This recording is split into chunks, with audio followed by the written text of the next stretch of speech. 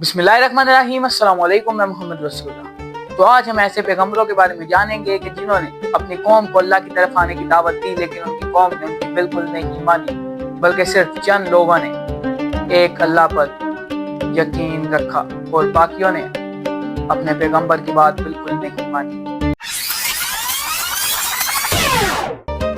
तो इसमें सबसे पहले नंबर पर नाम आता है हजरत हूद अलैहिस्सलाम का, कि जब तूफान नूह के बाद हजरत नूह अलैहिस्सलाम अपनी कौम को यमन में लेकर आबाद हुए, तो आहिस्ता आहिस्ता उनकी कौम फिर वही बुरे कामों में लग गई। उनकी कौम ये समझने लग गई कि हमसे ताकतवर कोई नहीं हो सकता, क्योंकि कौम आद यानी हजरत हूद अलैहिस्सलाम की कौम ये मानती थी कि उनके कद इतने लंबे हैं, उनकी पास इतनी ताकत है, तो इस पूरी दुनिया में उनसे ताकतवर कोई नहीं हो सकता। इसलिए वो एक अल्लाह पर भी यकीन नहीं रखते थे।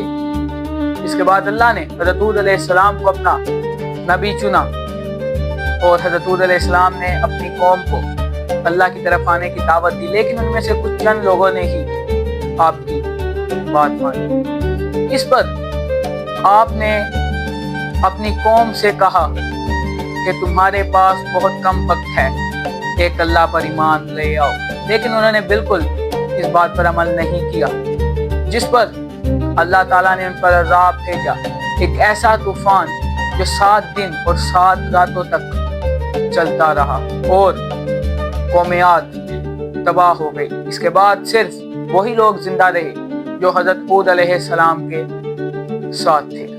हजरत हूद अलैहिस्सलाम की कौम माना जाता है कि ये सऊदी अरब के एक उदर नामी जगह पर आबाद थी, क्योंकि वहां पर अभी भी बड़े बड़े घर जो पत्थरों से बनाए गए हैं और कुछ बड़े बड़े पिलर्स के निशानात हैं, जिनसे ये जाहिर होता है कि यहाँ पर बहुत ही दराज कद वाले लोग रहते थे।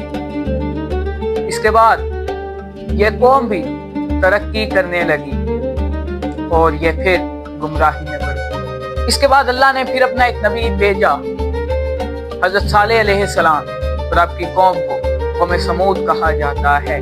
कौम समूद भी कौम आद की तरह उसी गुमराही में पड़ गई। वो भी शिर्क करने लगे, वो भी तमाम बुरे काम करने लगे, और इस पर हज़रत सालेह अलैहिस्सलाम ने इनको अल्लाह की तरफ आने की दावत दी, लेकिन इन्होंने भी आपकी बिल्कुल बात नहीं मानी। ये भी इसी बात का शिकार हो गए कि हमसे ताकतवर इस दुनिया में कोई नहीं हो सकता। इसके बाद हज़रत सालेह अलैहिस्सलाम ने इनको कहा कि अब तुम जानो और खुदा जाने।